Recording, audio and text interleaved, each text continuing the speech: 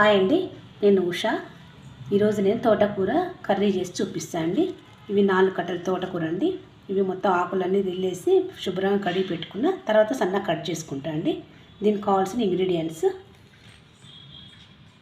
ఉల్లిపాయ అండి, పచ్చిమిర్చి, ఎల్లిపాయలు, కరివేపాకు, పోపు దినుసులు, పసుపు, అల్లం వెల్లుల్లి పేస్ట్ అండి, కొద్దిగా ఇంగువ, తగినంత సాల్ట్, కొద్దిగా కారం, కొద్దిగా చింతపండు నానబెట్టుకున్న.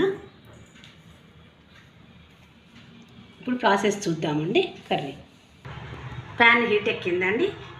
ఆయిల్ వేస్తున్నా. దీంతో రెండండి.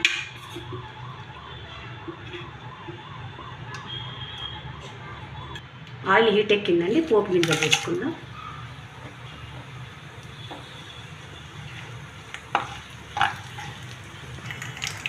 ఉల్లిపాయలు వేసుకున్నామండి.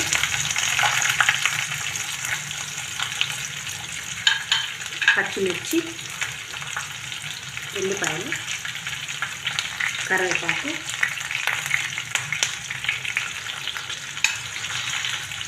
అల్లం వెల్లుల్లి పేస్ట్ అండి. ఇవన్నీ ఒకసారి ఫ్రై చేసుకుందాం.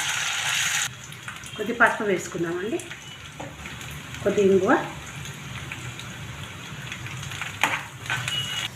ఉల్లిపాయలు బాగా వేగినాయండి. ఇప్పుడు కట్ చేసుకున్న తోటకూర వేస్తుందండి.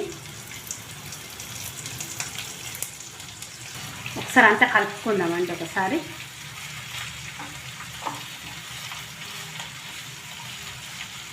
కలుపుకొని మూత పెట్టుకుందాము.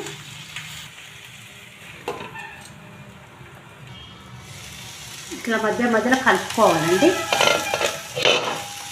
మీడియం ఫ్లేమ్లో పెట్టి మధ్య మధ్యలో చూసుకోవాలి. మనకి పచ్చి అంతా పోవాలి. కొద్దిగా ఆకు వేగిందండి. తగినంత కారం, రుచికి సరిపడా సాల్ట్ అండి, చింతపండు గుజ్జు అండి. కొద్దిగా ఇట్లా చిక్కగా చేసుకోవాలి. మనం మొత్తం వేసేది దీంతోనే వేసేయాలి. ఒకసారి కలుపుకుందాం.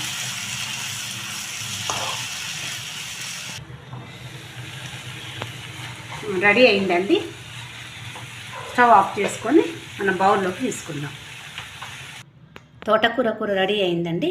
ఇది మీకు నచ్చినట్టయితే లైక్ చేయండి, షేర్ చేయండి, సబ్స్క్రైబ్ చేయండి. థ్యాంక్ యూ అండి.